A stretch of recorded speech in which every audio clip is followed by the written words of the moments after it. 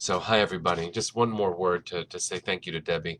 As the world continues to open up a little bit, I've been getting invited out to communities again, and what a blessing it was to be part of UJF, the federation in Stamford and the surrounding areas in Connecticut, to see someone who we know each other in this way, but then actually to be present with each other, to see each other face to face.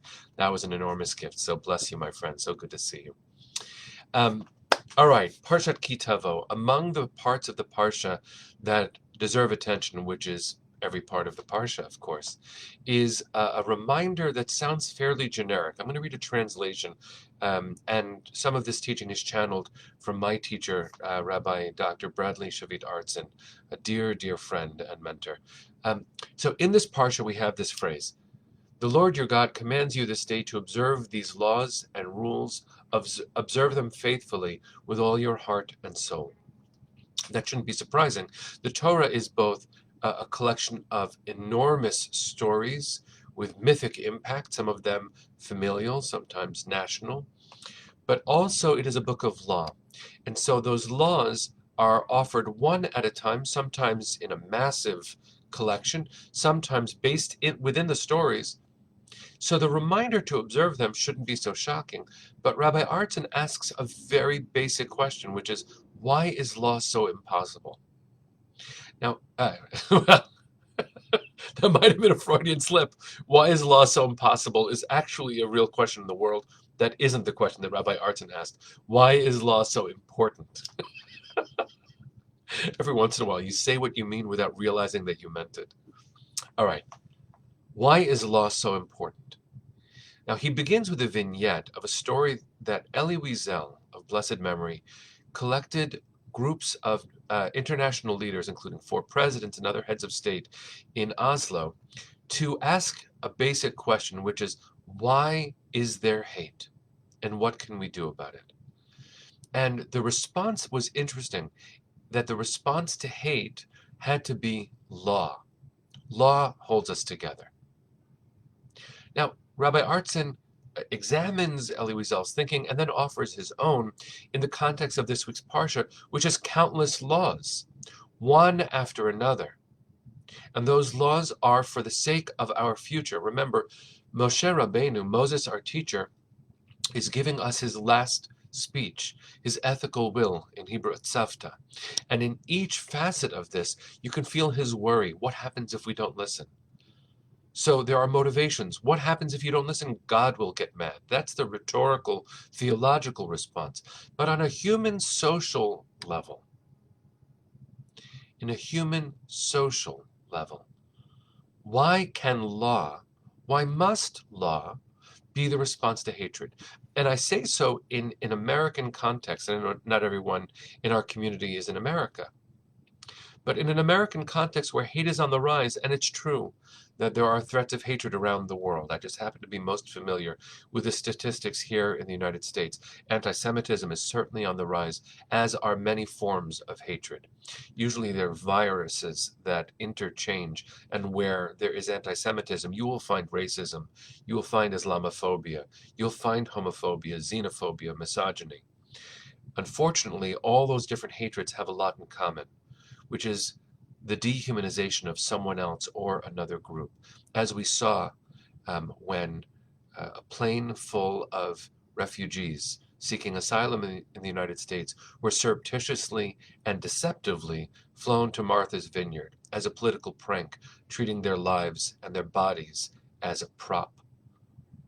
So, in response to that, hatred of that kind, hatred of all kinds, what must our response be? Rabbi Artson suggests that the answer is law.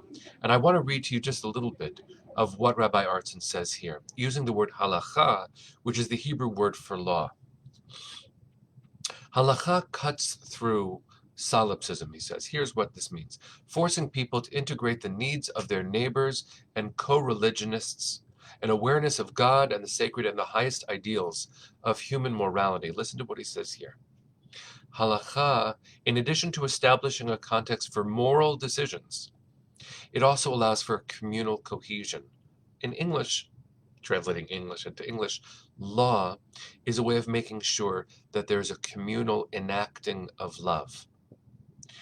Love your neighbor as yourself is a beautiful statement. How do I do that? Well, on the individual level, I should make a friend, call my neighbor, never miss a human being in need as I walk down the street here in Manhattan, which was my origin story when I was interviewing for the position of scholar in residence at UJA. I was so excited and nervous about an interview to be part of an organization that helps untold millions of people every year who are in the most vulnerable state of human condition.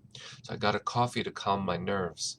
I was looking around at this place that I might call my work home. I was so excited to help people in need that I almost tripped over the homeless woman right on the corner of 59th and Lexington. I lost sight of my neighbor because I thought I was going to go help tend to my neighbors. We are called to start in the hyper-local individual context of our lives. But Rabbi Artson makes the case for an expanded notion of what halakha, what Jewish law, what tradition, what this structure is meant to do.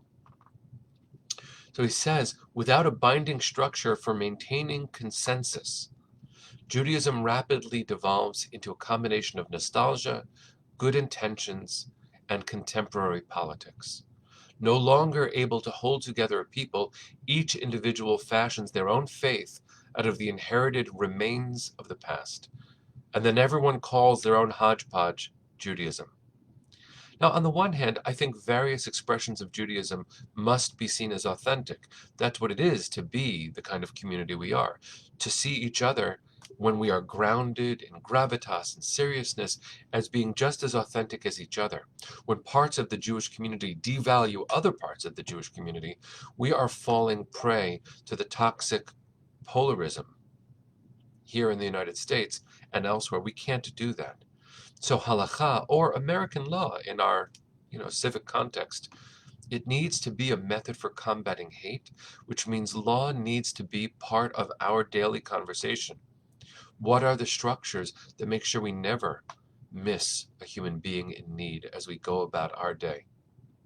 I want to read one last part of what Rabbi Artson writes, and then commend this parsha to us for more study. In an age of lonely individuals, and he wrote this many years ago, in the aftermath of the pandemic, how true his words ring. In an age of lonely individuals, coming together to try to foster a sense of meaning without impinging on autonomy, Jewish law forges us into a community with a framework to channel and guide our individuality. Yes, Kim, exactly what you're saying. Brian Stevenson, who you and I were so privileged to meet just before the pandemic, said, get proximate. His phrase is, proximity is power, being close to each other. And please God, in the aftermath of the pandemic, and I'm going to use that phrase even though I know it's become an endemic. I know people who have COVID today. We must still be mindful in order for us all to be safe. People who are choosing to stream into religious services, there is no judgment from me. But we must make every effort to be close to each other. If the way we can be close to each other is through the portals of these screens, then so be it. We must do that and truly be close.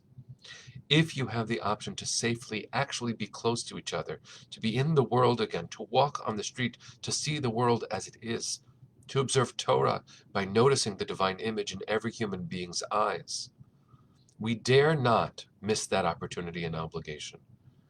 We are called to observe the Torah with all our heart and all our souls, and Rabbi Artson is saying very eloquently, and so does Brian Stevenson, and so do all of us when we put our hearts to it, that we require devotion in order to be in each other's lives again. And halakha is one way that Judaism articulates that, by creating community instead of allowing individuals to both determine what they want to do and calling that everything, and also to see individuals as the center of the universe. That's not it. In Judaism, redemption is not an individual state. Redemption is a collective reality, or it's not true at all. That includes, as Natalie is pointing out, that mental health needs to be a great concern of ours, because if our original question, Elie Wiesel's question that Rabbi Artson quotes, is about combating hate, and the best response, and I really do think it's the best one, is to have systems of law that we always re-examine so that we can have communal cohesion, justice, and equity, universal human dignity. What a gift it is. Listen to this final quote that Rabbi Artin offers us. He himself is quoting a rabbi whose name was Pinchas in a book called Midrash Dvarim Rabbah. So it's about 2,000 years old. Whatever you do, the mitzvot, the commandments, accompany you. If you build a house, if you make a door, if you buy new clothes, if you have your hair cut, if you plow your field, if you sow it, if you gather the harvest, God says, even when you are not occupied with anything, but are just taking a walk, the mitzvot accompany you. May we be accompanied by mitzvot, friends. May we be channels of all this goodness. May we be proximate, close to each other. May we celebrate the humanity all around us and amplify its beauty at every possible opportunity. Let's take a breath, sing our way into a good day, and we'll see each other tomorrow. Ya la la la la, diddy ya la la la, diddy ya la la la la, ay ya la la la.